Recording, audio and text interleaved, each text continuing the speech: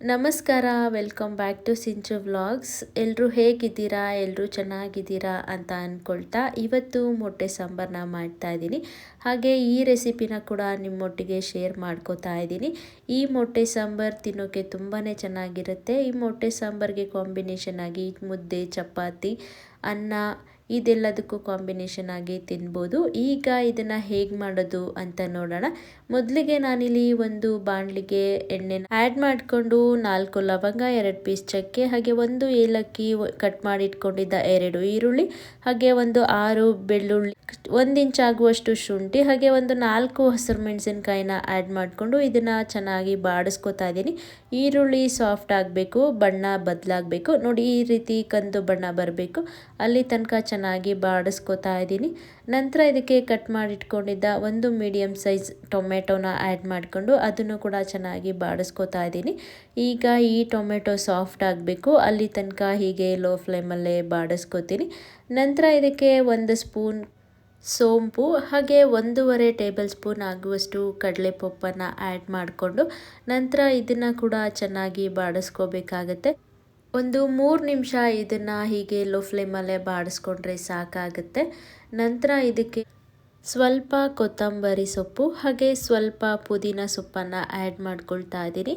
ಈ ಸೊಪ್ಪುಗಳನ್ನು ಆ್ಯಡ್ ಮಾಡಿಕೊಂಡು ಇದನ್ನು ಕೂಡ 2 ನಿಮಿಷ ಹೀಗೆ ಬಾಡಿಸ್ಕೊತೀನಿ.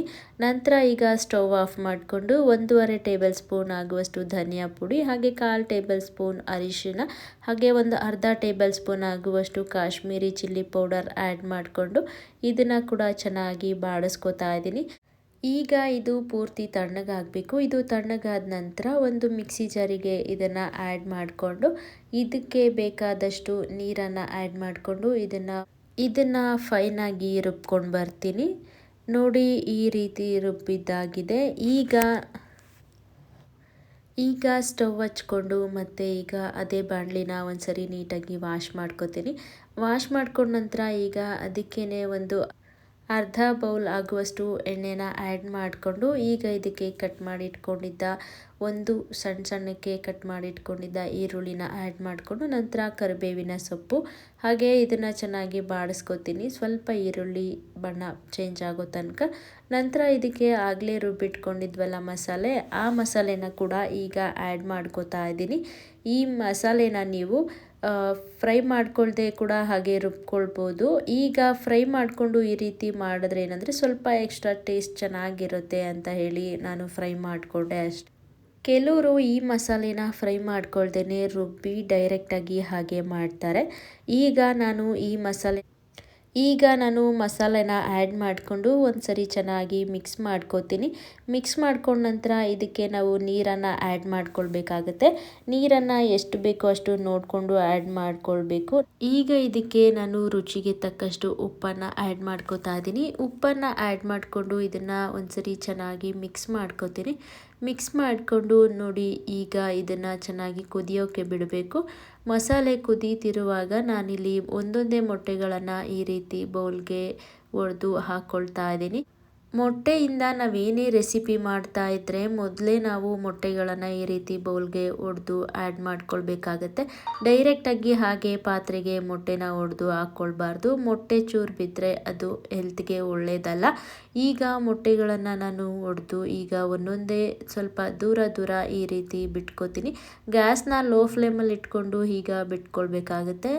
ಈ ಮೊಟ್ಟೆಗಳನ್ನು ಬಿಟ್ಟ ನಂತರ ಈಗ ಇದನ್ನು ಮಿಕ್ಸ್ ಮಾಡೋಕ್ಕೆ ಹೋಗಬಾರ್ದು. ಒಂದು 3-4 ನಿಮಿಷ ಹೀಗೆ ಬಿಡಬೇಕಾಗತ್ತೆ.